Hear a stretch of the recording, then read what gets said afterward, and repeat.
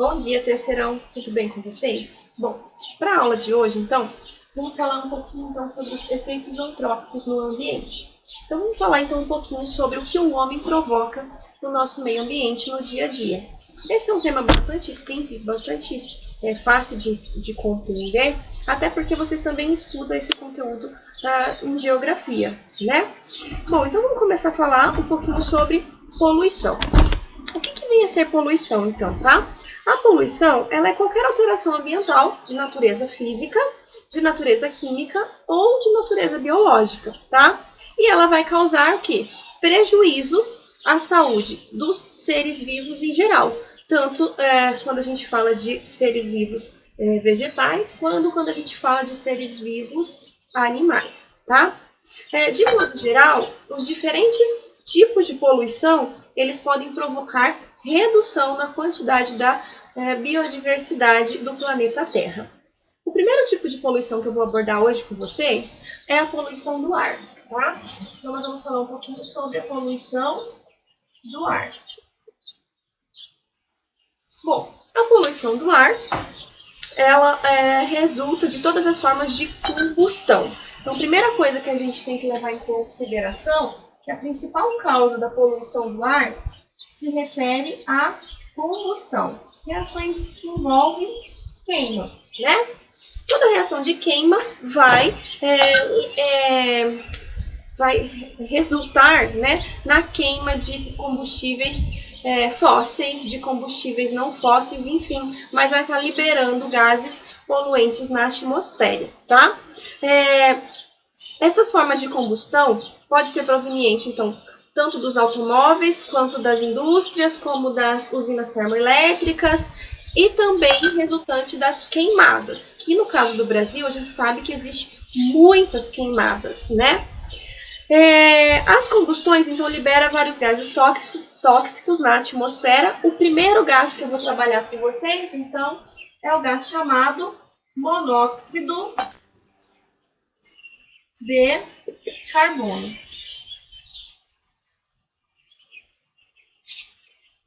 CO. Esse gás, chamado monóxido de carbono, então, ele é um gás incolor e também inodoro, sem cheiro e sem cor, tá? E ele é liberado na queima incompleta dos combustíveis fósseis, principalmente a partir da queima dos combustíveis fósseis nos automóveis, tá? O monóxido de carbono, ele tem a capacidade de se ligar com a hemoglobina, e aí ele dá origem a um composto chamado carboxiemoglobina. Isso faz com que ocorra a redução do fornecimento de gás oxigênio, tanto para o cérebro, tanto para o coração e para as demais partes do corpo, porque se o coração não estiver bombeando corretamente o gás oxigênio para o resto do corpo, todas as partes do corpo vão estar com falência desse gás que mantém o ser vivo em equilíbrio, tá? Então, o monóxido de carbono, ele é extremamente tóxico e ele, em concentrações pequenas no organismo, ele vai causando uma sensação de fadiga, uma dor, um aperto no peito e em alta concentração, como é o que aconteceu lá atrás naquele acidente que a gente tem conhecimento na Boate Kiss, os indivíduos podem morrer por asfixia. Muitos dos indivíduos naquela boate não tiveram uma queimadura sequer, mas eles morreram por inalar o monóxido de carbono, que junto com a hemoglobina diminui a ventilação de oxigênio no corpo, e aí faz o quê? Leva à morte por asfixia, certo? Isso é o que eu tenho para falar para vocês do monóxido de carbono. O segundo gás que eu vou estar falando para vocês é referente ao dióxido de enxofre e o dióxido de nitrogênio, tá? Vou colocar então para vocês as características de cada um deles. Bom, então vamos lá, ó. O dióxido de enxofre, SO2, e o dióxido de nitrogênio, NO2, na atmosfera, eles encontram-se presentes na atmosfera, tá? tanto um quanto o outro. E eles são liberados diariamente pelas atividades industriais, tá? O dióxido de enxofre é um gás bastante tóxico e ele também é incolor, tá? A maioria dos gases são incolor. Porém, ele reage com componentes da atmosfera e consegue formar particulados de tamanho reduzido. Esses particulados de tamanho reduzido, eles têm efeitos extremamente nocivos. Por quê? Porque eles podem ser inalados e eles conseguem atingir os brônquios no ser humano, e a partir do momento que eles entram nos brônquios, quem tem uma doença chamada bronquite, ela é extremamente agravada, tá? Porque esses particulados, eles vão se instalar na parede do brônquio e vai provocar uma inflamação. E essa inflamação dos brônquios é o que a gente chama de bronquite, tá? O dióxido de nitrogênio, ele é um gás poluente com ação oxidante, tá? Em altas concentrações, ele também pode provocar e agravar, tá, os problemas respiratórios, como é o caso de rinite, caso de sinusite, quem tem asma, tá? Então, esse é um gás bastante alergeno para o ser humano. Esses gases, eles têm a capacidade de reagir com o vapor de água na atmosfera, e aí eles vão formar o que a gente chama de chuva ácida, tá? O dióxido de enxofre, ele forma uma chuva ácida com presença de ácido sulfúrico, tá? E o de nitrogênio vai formar uma chuva ácida com a presença de ácido nítrico, tá? Então, isso é o que a gente tem aí para esses dois gases extremamente nocivos para o meio ambiente. Levando em consideração que a chuva ácida, ela destrói consideravelmente vegetação, ela pode destruir monumentos, ela destrói tintura de carro, enfim, ela é bastante nociva para o meio ambiente. O próximo gás que eu vou estar trabalhando com vocês, então, é o dióxido de carbono, ou gás carbônico, tá? CO2. O dióxido de carbono, ele é um gás muito importante para o meio ambiente, primeiro por quê? Porque ele é um gás responsável pelo efeito estufa. O efeito é essencial para a manutenção da vida no planeta Terra. Se não houvesse o efeito estufa, todos nós teríamos congelado. Então o planeta seria uma bola de gelo.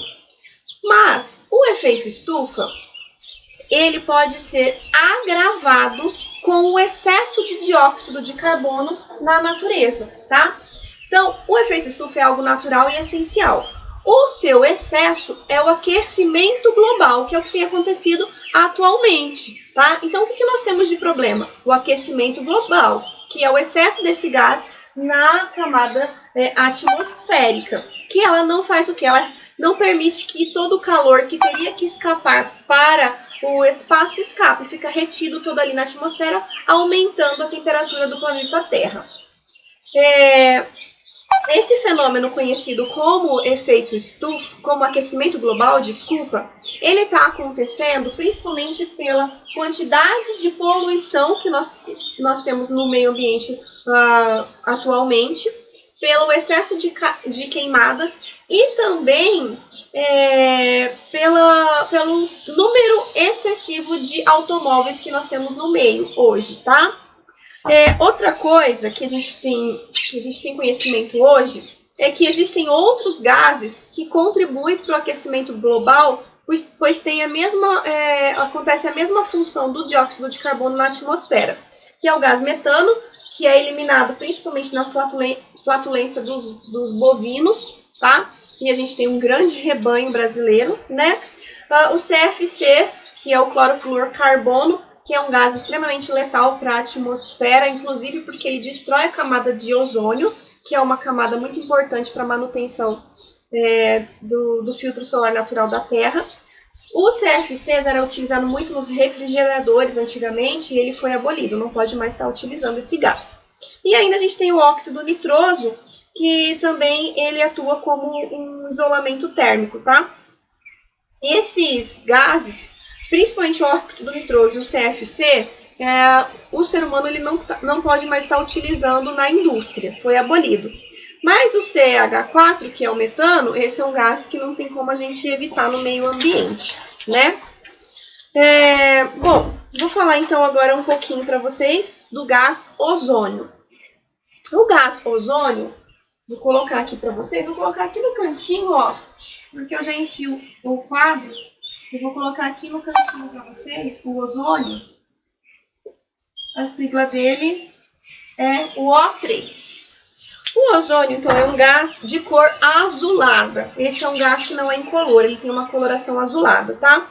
E ele é constituído a partir da combinação de átomos de oxigênio. A gente sabe que o oxigênio gasoso é formado por 2 átomos de oxigênio, enquanto que o ozônio é formado pela combinação de 3 oxigênios atômicos, tá? Esse gás ozônio, ele é fundamental na quantidade de radiação ultravioleta que entra no planeta Terra. Então a gente fala que ele é o nosso filtro solar natural. Ele é o filtro solar natural da Terra. Além disso, o ozônio ele tem uma função muito importante que ele tem ação germicida. Ele é utilizado para fazer desinfecção de água potável, manutenção de piscinas. Quando a gente trabalha em laboratório, ele é bastante utilizado para fazer essa ação germicida, tá?